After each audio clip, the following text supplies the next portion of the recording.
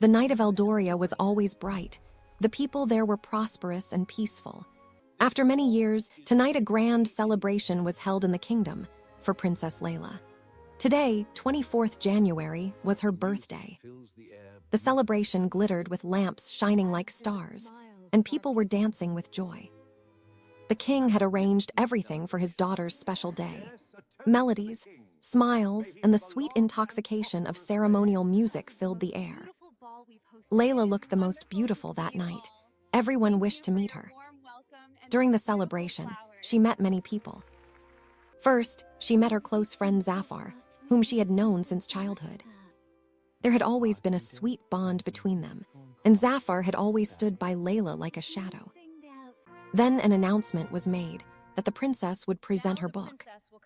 Layla addressed the guests and read some lines from her book, and everyone became mesmerized by her emotions. After the book presentation ended, the royal cook brought juice for the princess. Layla had just lifted the glass when the palace doors opened, and in walked her fiancé, Prince Adam. He was a soft-hearted prince, yet with deep emotions hidden inside. Adam gave Layla a red rose, so beautiful, as if the blood of night had seeped into it. Layla smiled, took the rose, and held it close to her heart. Everyone applauded. Then came the king's close friend, Faraz, an elderly and wise man with great influence in the kingdom.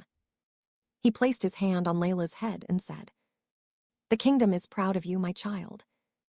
The night melted into laughter, light, and music, and the celebration ended, becoming a beautiful memory. The next morning, the palace was drowned in deep silence. Princess Layla was found dead in her room. When the king saw his daughter's body, he began to weep. The queen screamed, "It's as if the sky has fallen upon us." Prince Adam said in a trembling voice, "It's as if my legs have been cut off." A shadow of grief spread through every corner of the palace. They searched the entire room, but there was no sign of what had happened to the princess. Only a half-filled glass of juice lay there, and beside it, Layla's diary. Inside the diary were poems written by Layla, and between the pages lay the same red rose Prince Adam had given her. The king immediately sent the juice for examination. A royal council was called. Ministers, detectives, and guards were summoned, but no reason could be understood. Suspicion turned toward the royal cook, that perhaps he had mixed something into the juice. The king ordered that, until the report arrived, the cook should be imprisoned. The queen's heart was tearing apart, yet one thought consumed her mind. The cook's sister died last year when a palace chandelier fell. Perhaps this is revenge. The queen told the king, "What are you waiting for? Do you want him to take another life?" The king, in anger, gave the order, "Hang the cook." The poor cook kept crying, but no one listened. Everyone was silent. Prince Adam stood in a corner, but there was a strange ache on his face. He took a deep breath and stepped forward. "I am the murderer." Everyone was stunned. Queen Alara's tears began to fall. Adam spoke softly. "That night, when I gave Layla the rose, I had applied poison to one of its thorns. The poison enters the veins and reaches the heart within moments." A chilling stillness spread through the court. No one had any words. Adam continued, "I did this to avenge my aunt's death. She was once the king's fiancée.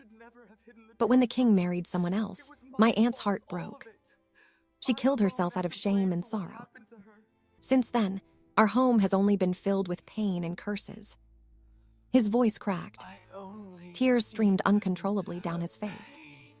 "I thought that if I broke the king's heart, if I snatched his most precious treasure, his daughter, maybe my pain would lessen." Then he exhaled heavily. But when I saw Layla's face stained with blood, I realized I hadn't taken revenge for my aunt's sorrow. I had only added more grief to her soul. I became the reason for the same kind of death. Adam confessed his crime. He said, "I deserve my punishment." The king looked at him through tears and said, "I too am a sinner. For my love, I once broke someone else's heart. And today, I have received the fruit of that sin. Queen Alara, in the name of her daughter, made a declaration. Eldoria will no longer be a land of vengeance, but of justice. And thus, the mystery of Princess Layla's death was revealed. The red rose, once a symbol of love, became the most painful evidence of the dark emotions of mankind.